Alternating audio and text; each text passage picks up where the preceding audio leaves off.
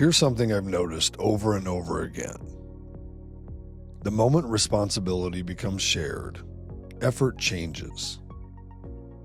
Not because people are lazy, not because they don't care, but because ownership quietly disappears. Ownership isn't intensity, it's clarity. When something clearly belongs to you, you move differently. You notice things sooner. You adjust faster. You care without needing someone on you all the time.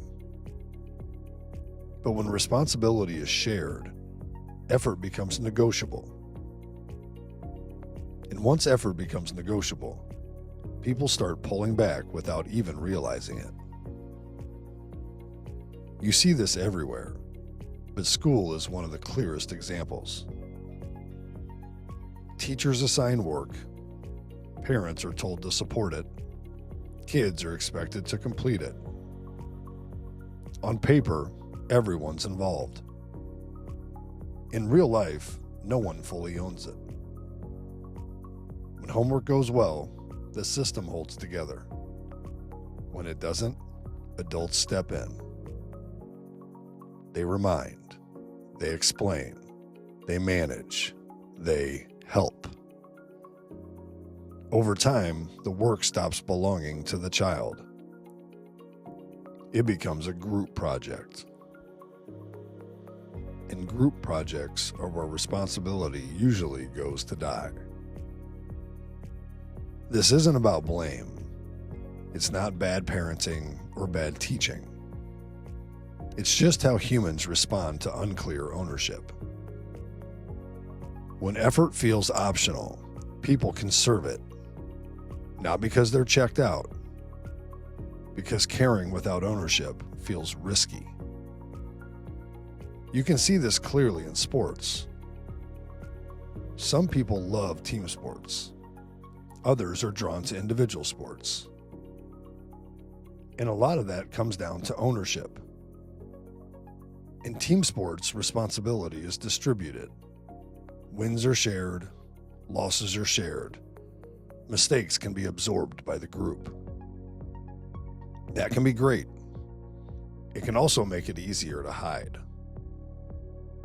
In individual sports, there's nowhere to hide. If you win, it's you. If you lose, it's you.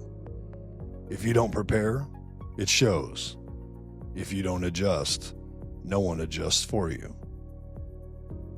That level of ownership is uncomfortable for some people. For others, it's freeing. Because when ownership is clear, effort feels honest. You see the same thing in golf. You don't blame a teammate. You don't blame the play call. You don't blame the system. You learn quickly what you actually control. And because of that, some people thrive in individual sports. Not because they like pressure, but because they like clarity. This pattern shows up at work too. When everyone is responsible, no one feels proud. Pride forms where ownership is clear.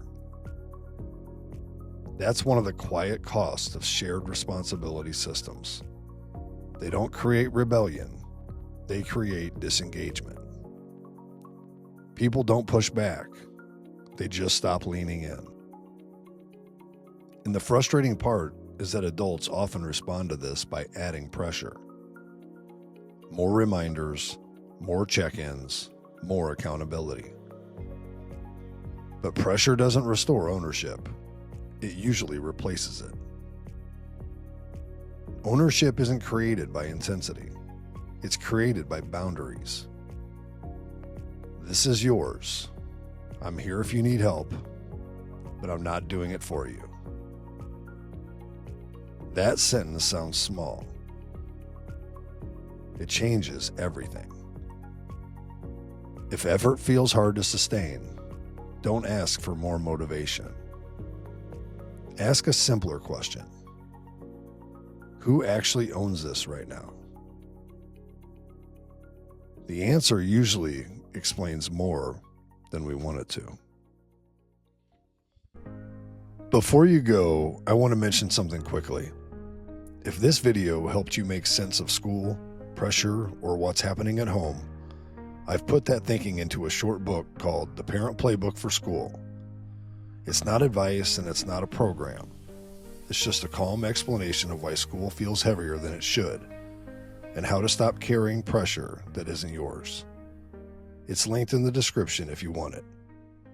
Thanks for being here.